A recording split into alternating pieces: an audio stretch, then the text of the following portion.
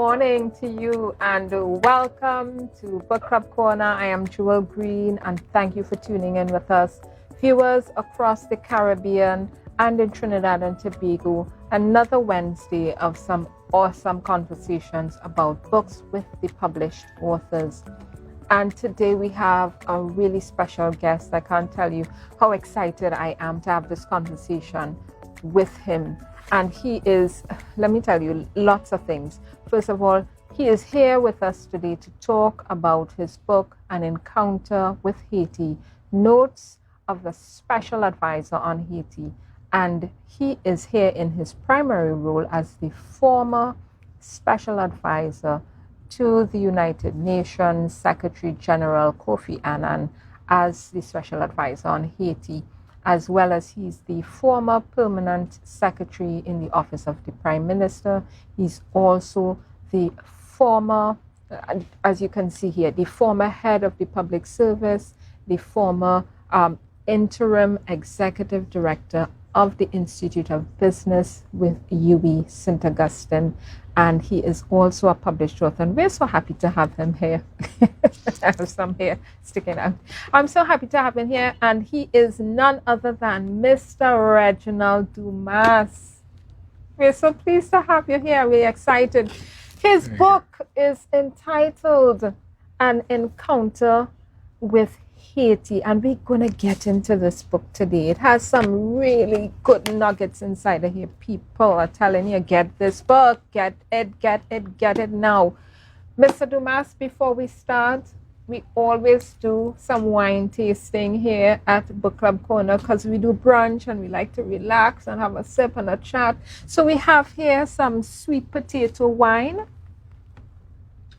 And Mr. Dumas said he has never had it, so this is his first time. And this wine is from Joe Field, a local wine company. They do local wines, and we support local here. We want to make sure that our local industry, whatever it may be, gets the support that they need. And they give us some wines, and we make sure you know where to get your local wine in Tobago. And this is sweet potato wine. We're going to do the 5 S's of wine tasting, and that means we're going to be seeing the wine. We're going to look at the clarity of the wine. Mm-hmm. Then we swirl the wine. We look at the legs. This one has some good legs on it, so we know the sugar content is up there. And then we sniff the wine. And we sip and savor.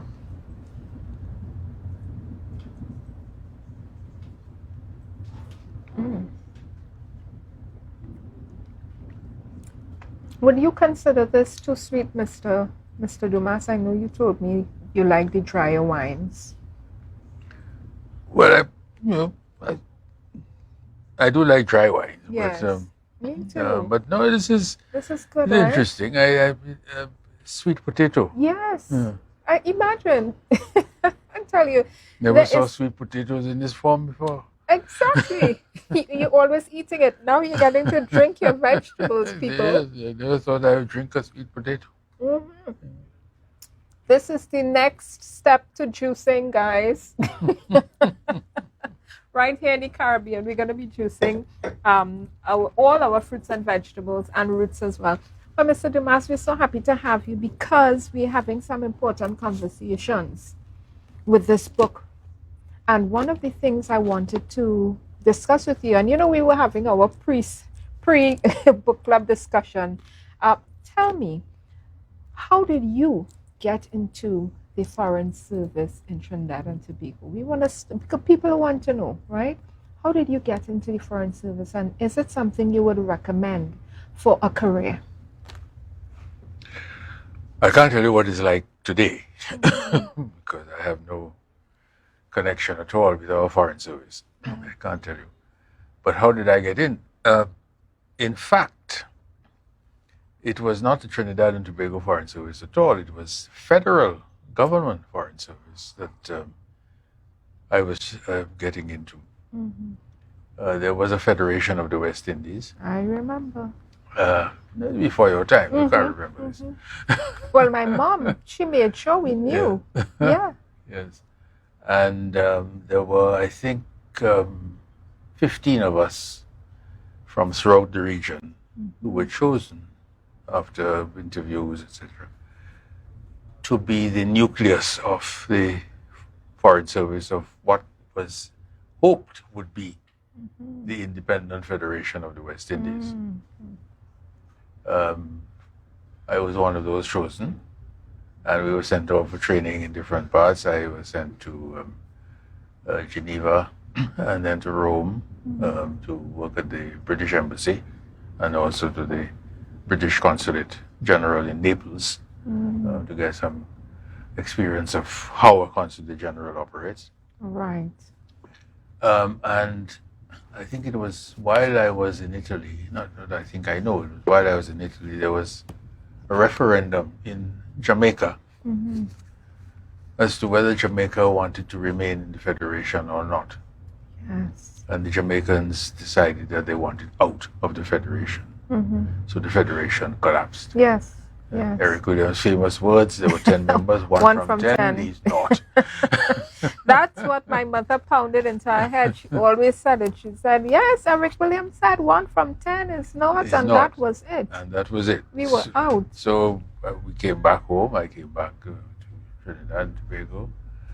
And this was the dying months of the Federation now.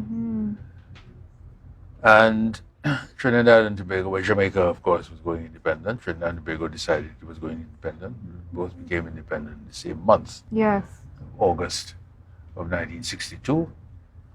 And the Trinidad and Tobago government said that those people from Trinidad and Tobago who had received the training under the federal government, we would absorb into the Trinidad and Tobago government to be the nucleus of the Trinidad and Tobago government Foreign Service. Fantastic. So it was I and I think 4 others. One of them just died a few days ago, as a matter of fact. Condolences. Dennis Solomon. So that's how I came into the Yes. Trinidad and Tobago Foreign Service. Let me tell you, it seems to be an exciting career to get into.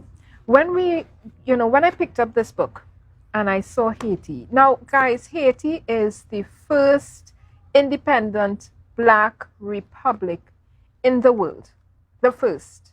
Happening right here in the Caribbean, right with us. And they're proud people and accomplished people. And here we're talking about, how do we help them now? Right, they're a member of CARICOM. And what I really want to get into is the conversation about restitution versus reparation. Because there's a call for reparations through CARICOM, right? Haiti had their call for reparation, which is what got them in the place they're in, right? With Jean-Bertrand Aristide and all of that, which is where your book is based, the jump off for your book. And I want to find out from you, what are your thoughts about restitution versus reparations? Because France made Haiti pay restitution, and the New York Times has calculated it to be the tune of $115 billion that they have paid over 70 years, right? Over 7 decades they've paid this money. And now CARICOM and other Caribbean islands are asking for reparations. And tell me your thoughts on those two. I mean, they're from the same root, right? But tell me your thoughts on that and the role CARICOM can or cannot play in that conversation. But poor Haiti was destroyed economically. First by the French, then by the Americans, and I regret to say by a number of Haitians themselves, because we have to face the realities. Yes. It was not only people from outside, it was also people from inside who were being corrupt and who were not treating their own people well. Haiti had fought for its independence. It had kicked the French out. Long civil war, which ended with the independence of Haiti in 1804. And Haiti economically was doing pretty well after that. Its exports of whatever, sugar, rice, etc., Yes. was doing pretty well. The French never accepted the fact that they had been expelled. Yes. And so after some years, they came back and blockaded the ports so that Haiti could not export or import. And they said to Haiti, well, we will only remove this blockade if you pay us restitution for what you did to us. So the fact that Haiti had fought for its independence was now being held against Haiti. You had no right to do that. You had the right to remain as colonials. Yes. Begging. And as slaves. Yes. Underdeveloped, unproductive. Fast and out of place begging. to talk about independence. Yeah. And actually to win independence. And to be moving forward. And to be moving forward. So Haiti found itself in serious trouble. It had then to borrow money. Yes. To pay the French. From the French banks. Imagine. To pay the French government. My God.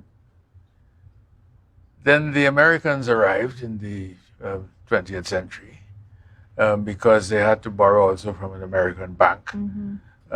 So that the Americans said, well, we have to safeguard our money too, so we have to send people in there and we send troops in to occupy Haiti. So you're paying the French and you're paying the Americans at the same time. How can anybody, I mean, if we break this down, let me bring this down to you all guys.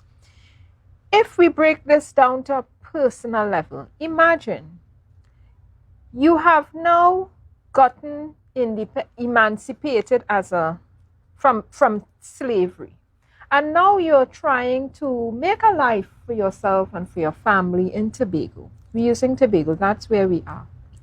And now here comes the slave master telling you, you know, you got away from me and you have to pay for that. And you have to pay me because I lost you. And now I want you to pay. You don't have any money. Huh? I want you to find money to pay me. And then now you have to go borrow from persons I affiliated with to pay me. And then after you pay me, you have to pay back the people while you're still struggling to catch yourself. So let us say, you know, the banks, 2 banks now you owe. Plus your old master you owe. Because you get away from him and he's not pleased about it. They're controlling your trade as well. Yeah, how are you going to get out of that? That is a lot of financial strain to be under. Tremendous strain, and unfortunately, there were Haitian dictators that did not behave themselves properly, who exploited their own people. Yes. In order to enrich themselves. In more recent times, we had the Duvaliers, of course, father and son. Mr. Dumas, I want you to hold that thought. We're going on a break, guys, and when we come back, we're going to continue chatting with Mr. Dumas about his book, An Encounter with Haiti. We're talking about the coup of 2004. His book was written in 2008. We're talking about Jean-Bertrand Aristide. We're talking about his resignation. We're talking about a lot of things here, guys. Get in here. We're coming back in a few minutes. Book Club Corner this Wednesday with Mr. Reginald Dumas.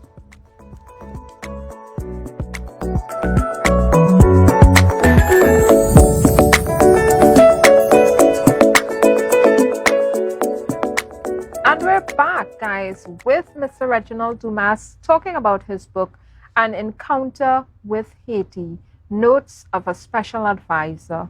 And let me tell you, this conversation, you do not want to miss a second of this. Go get your friends, go get your snacks, go get your drinks, find a comfortable space. We have things to talk about.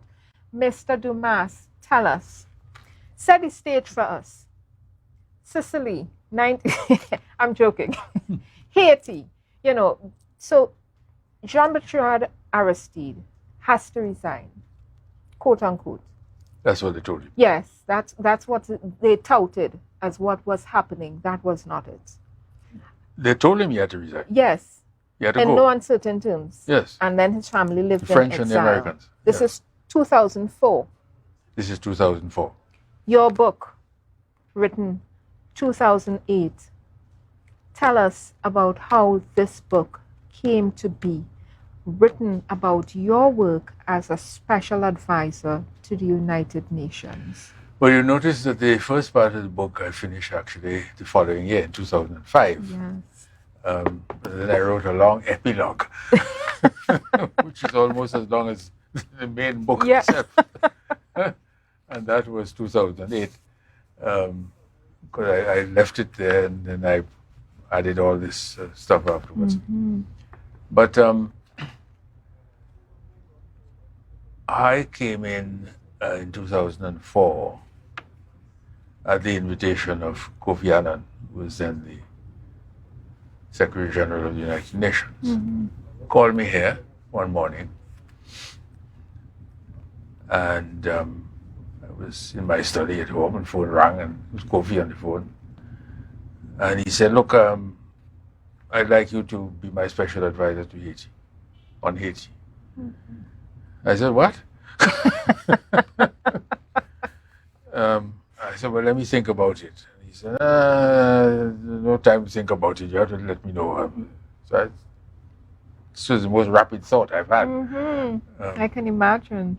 And I said, okay, it's a challenge. And I like challenges. So a few days later, I was on a plane to New York to go up there to sign all the contracts, receive briefings, meet with people, read documents, etc., etc., etc. The idea being that after a few days up there, I would fly down to Haiti to meet with Aristide. The only trouble was that while I was in New York, Aristide was removed. Imagine. I was looking at TV the Sunday morning in my room in the hotel, and I see Colin Powell, who was then the Secretary of State, U.S. Secretary of State, saying, this is the logic. This is the logic you get in international relations among the powerful when they want to get rid of you, or have got rid of you.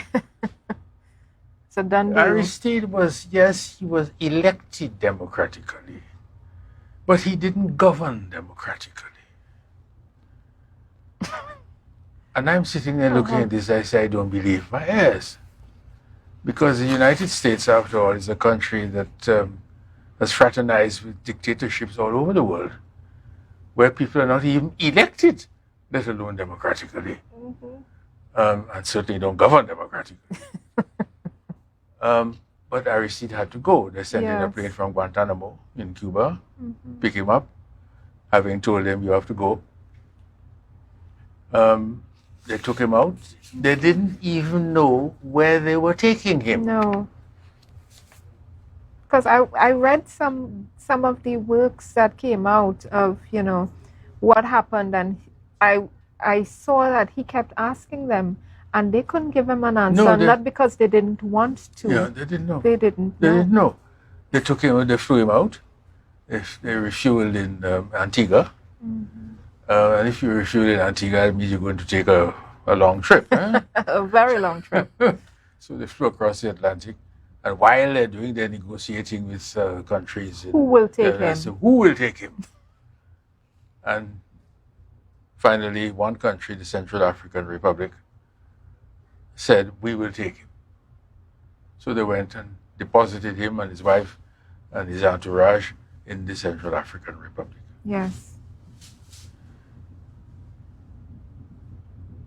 Now, you have been elected democratically, but you haven't governed democratically. And this is a reason for your removal. But when the great and the powerful want to get rid of you, they will get rid of you.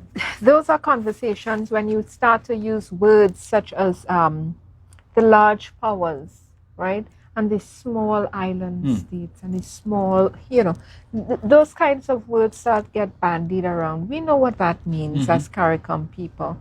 We're looking at this situation that happened there. We're looking at his removal. And Haiti is now a CARICOM member. He was a CARICOM member then. And CARICOM was most upset. Most upset to have conversations, but not to do.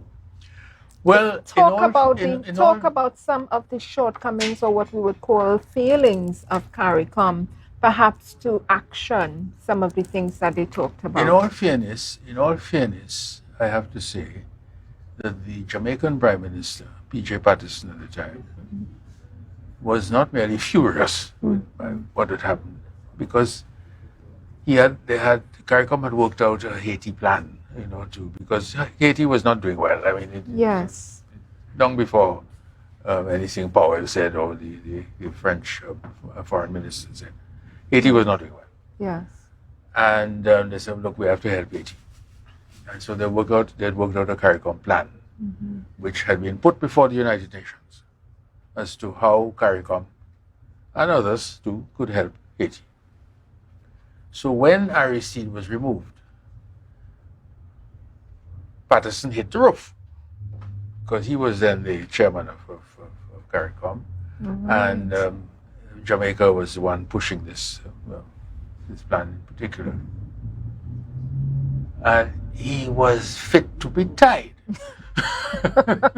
I can imagine. I mean, the hubris of these people to just remove a he was so angry. I mean, he attacked the United Nations. He called them all kinds of names, etc.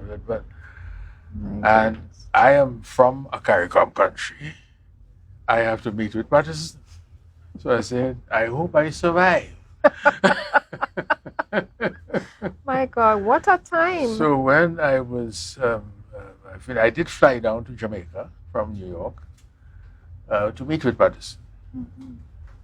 Had to face the music. I mean, I can't run anywhere. But it's not nothing personal against me, obviously. Yes. I mean, in fact, we've always got along well with each other.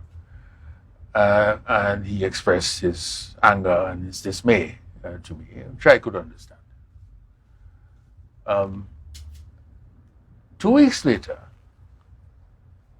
after Aristide's departure, I think he left on the 29th of February. 2 weeks later, on 15th of March, Aristide was in Jamaica, having been brought from the Central African Republic. Well, now, the Americans are saying, who is Patterson? Who does he think he is? We have put him in the Central African Republic, and he brought him back into the hemisphere. Yes. Back into Jamaica. Yes. Who is he to bring him into the hemisphere? That's what they said. But whose hemisphere? That was the response. Whose hemisphere? Well, you know whose hemisphere it is supposed to be. Let me ask you, Mr. Dumas, when we look at CARICOM in terms of what they can do, right? Their teeth, right? The ability to... Yes. How, when they talk about a bite and a bark, right? When we talk about how effective is their bark compared to their bite, what would you say to that? And I ask this question in this conversation. As a CARICOM member state, we sometimes are seeing a lot of aid receiving. We get. And we are looking at an entity that is intending to set itself up as a powerful entity, an entity that has a good bite, right? Versus just a bark.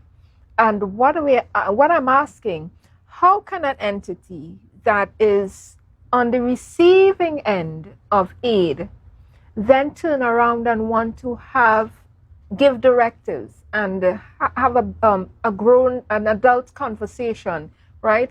I have agency and I will determine my way when you're taking aid. And that's something we have to balance. Is is CARICOM having that ability to really engage with the agency that they would like to have when they're on the receiving end of aid? It certainly does not have the economic strength to do this. CARICOM is not very wealthy. Yes, you might have oil in Guyana now and so on. I am told we have some, and some gas, though it might be on the Venezuelan side of the border in Trinidad and Tobago. But when you look at the rest of CARICOM, when you look at the other countries of CARICOM, you realize that you're dealing with some serious economic drawbacks, in some cases poverty. Now, a poor country is not in a position to flex muscles because it may not have any muscles to flex. And you can't say that you are offering assistance to others when at the same time you are asking people outside to give you assistance. Because if you're offering assistance to people, the others from whom you've been getting assistance will say, but if you have assistance to give, why are you coming to us? These are some of the things we wonder. That's right. So that we find ourselves increasingly, I regret to say this, but CARICOM finds itself increasingly marginalized in the world today. Yes. We used to be in a situation where even if we were not very well off financially or economically, that we had the intellectual strength to offer our assistance in international forums, groups, in the ACP, in the European Union group, especially linked with the ACP, in the OAS, and so on, and of course in the United Nations. And the truth is that we did have embassies and missions that were respected. Yes. That may be the case today, I don't know, but I have not been hearing that. If you take, for instance, the late J. O'Neill Lewis, who used to be a permanent secretary here, and who was made ambassador to Brussels subsequently, you would find the Europeans, although Trinidad and Tobago is not part of the European Union, of course, but you would find even the Europeans coming to him and saying, well, what do you think about such and such? And not to mention, of course, the developing countries of the African, Caribbean, and Pacific group. So we had that intellectual and, if you like, moral strength that came out of the intellectualism that we possessed. But I don't know if we have this today. We do have a situation in which someone from Trinidad and Tobago has just been, Dennis Francis, has just been elected president of the UN General Assembly. Yes. I know Dennis. He will do well. He's sound. He's without flair and without fanfare, but he does his work well. He's highly intelligent, and he's going to do a good job. I have no doubt about that. But he's just one person. Yes. What the rest of the Foreign Service is like today, I can't tell you. Yes. I just don't know. What we have, unfortunately, to my mind, as heads of mission, is a number of people who are not really Foreign Service officers, not people who have gone through the ranks. Yes. We have people who have been brought in from outside. Yes. I saw one the other day on TV and I was most embarrassed. He was talking to the Asantehene before he came here for Emancipation Day.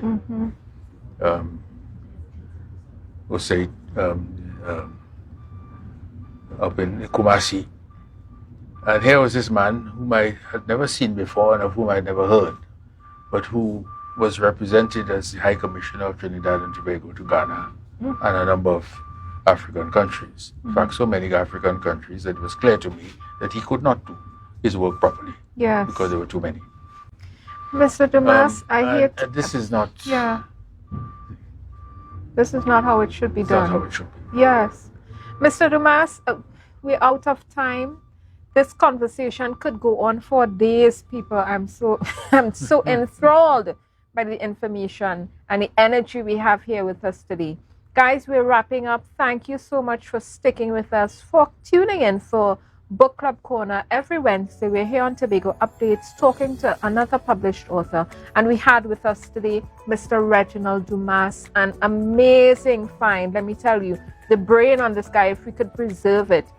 And he wrote this book, An Encounter with Haiti, Notes of a Special Advisor. Get this book. It's on Amazon UK, Amazon USA, and we're getting it into Pages, Nelson's, and all the other bookstores in Tobago, as well. It is on offer in Trinidad. And this book is something you need to have in your library, guys. As a Trinidad and Tobago national, get this book. Any well-read library must have this book. I'm telling you, get it. Thank you, Mr. Dumas, for being here with us today, and thank you for sipping and chatting with me as we turn back over. Cheers to you. As we turn back over to the next J.